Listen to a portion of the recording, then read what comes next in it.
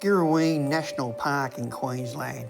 It's a great place to explore with lots of walks. It's a great place for camping and it's not too expensive. I think we only paid about $7.50 per person per night. You do have to book, but when you book, you don't book an actual numbered site, you just book with how many people you are in your party. When you arrive, you drive around the different camp areas, and there is 3 of them to look at, and you select an area that suits the size of your rig. We are approaching our site now, and you can see that they're fairly generous size actually. Plenty of room for your rig to be all parked up and for sitting outside, and still almost looks private because of the separation with trees and such between the different sites. There is no power, no phone service and no internet service. So we have Starlink on the very cheap $8.50 per month plan. This is our camp area, which is one of the 3 areas you can choose. The road to the left leads you to the other 2 camp areas. As you go across to the right, this area here now has lots and lots of walking tracks, hiking. You can walk for kilometres if you wish.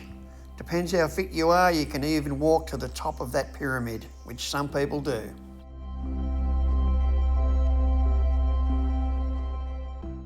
This walk is more my style. It's only 5 minutes from the camp and mainly flat ground. If you want to walk further, of course you can. You can walk as far as you want, all the way from here to the top of that pyramid if you wish. But for me, I was happy to do this area and a little bit further to the granite arch. That was good enough for me.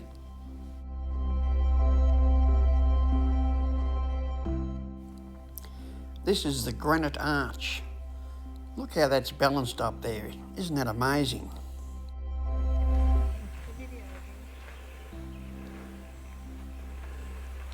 This is Thelma and Lynn, not to be confused with Thelma and Louise. They're walking one of the easier tracks at the moment, cameras in hand. The 3 of us have got very good cameras and we do lots of bird photography.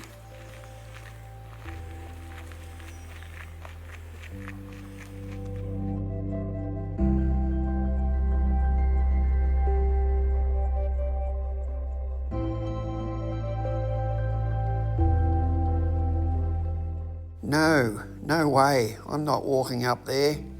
But Thelma and Lynn decided to give it a go and see how far they would get. Lots and lots of uphill steps, followed by more uphill steps. It went on and on and on. So I'm told. I wasn't there.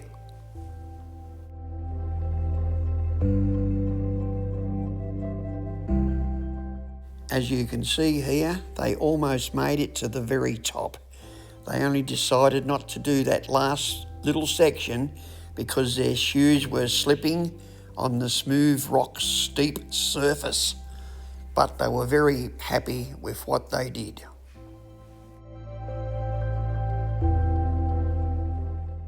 No, she didn't fall. Thelma decided to have a little nap on the way back down. It's a 4-kilometre drive east of the campsite and you'll arrive at Dr. Roberts car park. From there, it's a 2.8-kilometre return walk to visit the underground creek. Well worth a visit.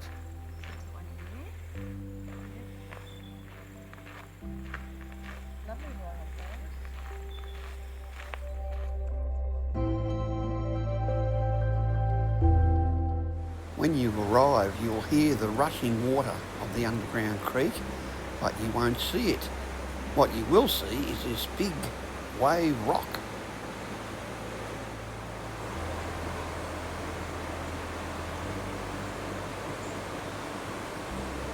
If you walk to the far left end of the wave rock, you'll find this little track. Not easy to see, but it's there. It leads you around the back of Wave Rock and views of where the underground creek starts.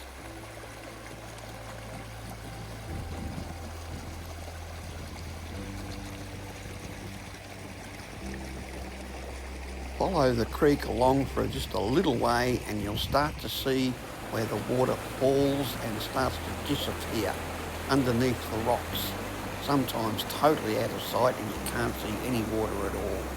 That's how it's got its name, Underground Creek.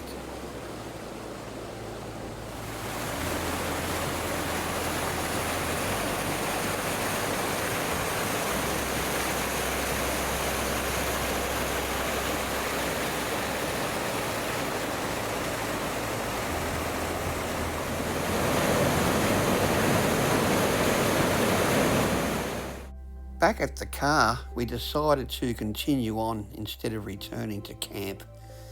Following this road ahead of us took us to Mount Norman Road.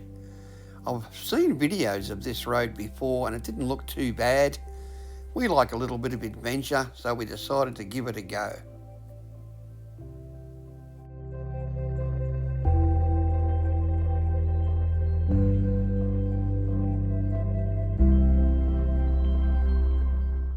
Certain sections of this track had a lot of rocks, a few washouts, lumps and bumps and things, but it was fairly easy for just about any four-wheel drive vehicle, especially when it's dry like this.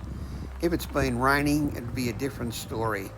You'll see further into this video, there is some bog holes, and you know, after rain, it could get quite nasty and you could end up being stuck.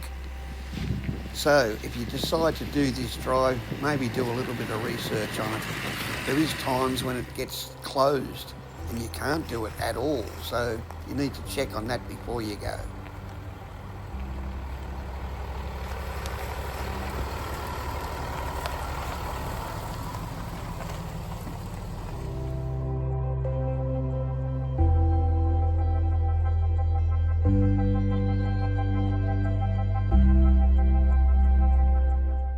If, like us, you enjoy a bit of an adventure, you'll really enjoy this track. Just drive to the conditions, take it slow and steady. You don't want to damage your vehicle. So nice and slow, easy does it, and you'll have a great time.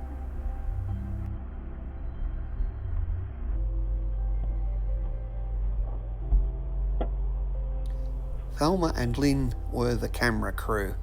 They would get out of the vehicle every so often to take up position to get different angles of the vehicle crossing some of the more gnarly parts of the track.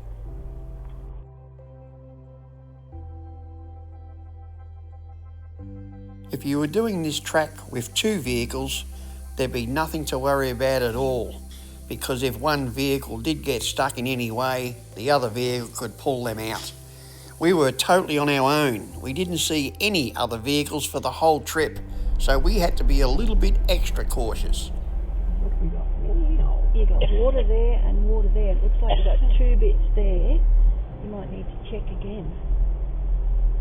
This section of the track needed a closer look. Had to make sure those water holes weren't too deep or full of boggy mud under the surface. We just had to move that log out of the way and pick the line to get through, and all was okay.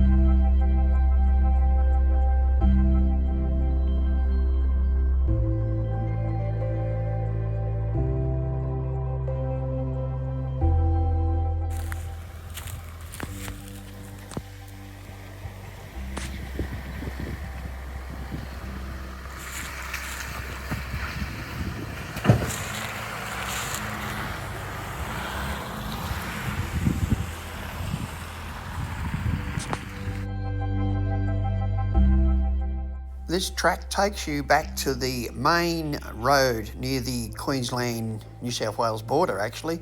Then it's only about a 15-minute drive back to camp on All Sealed Road. on the way back out, we happened to see these guys, which was a bit of a surprise.